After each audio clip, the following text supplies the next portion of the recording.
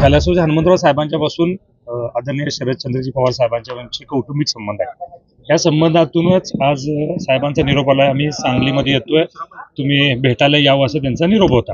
त्या निमित्तानं आज मी माझे वडील आणि आमचे काय सहकारी साहेबांना भेटायला आलो. इथं उमेदवारी संदर्भात किंवा ह्या संदर्भात कुठलीही चर्चा झालेली नाही. अजून बरेच राजकीय स्थित्यंतर होणार आहे, अजून वेळ पण आहे असं माझं स्वतःचं मत आहे. फक्त आज येणं भेटणं आणि एवढ्या वडीलधारी मंडळींनी बोलवल्यानंतर माझ्यासारख्या कार्यकर्त्यांना नाही म्हणणं एवढा मी नक्कीच मोठा नाही आहे. त्यामुळे आदरणीय साहेबांनी बोलवल्यानंतर येणं माझं कर्तव्य होतं, त्यासाठी मी इथं उपस्थित. काय चर्चा काय झाल्या? काही राजकीय चर्चा नाहीत. माझी ओळख त्यांनी करून घेतली, कारण की हनुमंतराव साहेबांचे आणि त्यांचे ऋणानुबंध अत्यंत जुने आहे. पहिले काँग्रेसचे या जिल्ह्याचे आमदार म्हणून हनुमंतराव पाटील साहेब निवडून आले होते. त्याचा उल्लेख साहेबांनी केला. सभा कशी झाली होती, कसं सगळं घडलं, या सगळ्याचा उहापोह झाला. आदरणीय राजेंद्रांना पण होते. सगळे अगदी चांगली खुली चर्चा तिथे या निमित्तानं घडली. काय गोष्टीचा निर्णय करायचे असतील, काय करायचे या संदर्भात वेळोवेळी त्या पुढच्या गोष्टी त्या घडून जातात. नेमका कुठं आहे कल मी अजून सुद्धा आता इथं आहे तुमच्या समोर. कल कुठला घ्यायच्या संदर्भात अजून कुठलीही भूमिका नाही, कारण तशी चर्चा झाली असती तर ह्या गोष्टी नक्कीच मी तुमच्यासमोर बोललो असतो.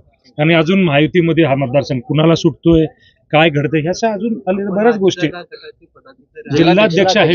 हो हो, असं काहीच नाही आहे चर्चा झाली की त्याने कुठे इकडे यावं तिकडे जावं, अशी कुठलीही गोष्ट तिथं चर्चा झाली नाही आहे. फक्त माझी ओळख करून घेणं आणि कोण वैभव आहे हे त्यांना माहीत असावं. फक्त हनुमंतराव साहेबांचा नातू आहे आणि त्याची ओळख असावी, ह्या हिशोबाने साहेबांनी नक्कीच मला आता मी तसं पवारांच्या एका बरोबर आहेच की हे ऋणानुबंध आम्ही टिकवूनच आहे. ते बाहेर काय बोलले मला काय कल्पना नाही आहे. मग त्यांची भूमिका त्यांनी काय हे केलं आणि अजून मला कायच कल्पना नाही. बघितल्यानंतर नक्की तुम्हा सर्वांना बोलवून काय जरी राजकीय भूमिका घ्यायची झाली तर ते सडतोड घेणारे आम्ही लोक आहोत. त्यामुळे नक्कीच आम्ही तशी काय भूमिका पुढची घ्यायची असते जरूर. तुम्हाला त्रास आहे मतदारसंघामध्ये? भाजपाकडून कुठला कसलाही त्रास नाही. अण्णांनी तसा आरोप केला, त्यांना झाला असेल तर तो त्यांचा विषय. एक भूमिका स्पष्ट करा की आपण स्वतः निवडणूक लढण्यास इच्छुक आहात का वडिलांच्या? आता आम्ही घरगुती तो बसून निर्णय करू.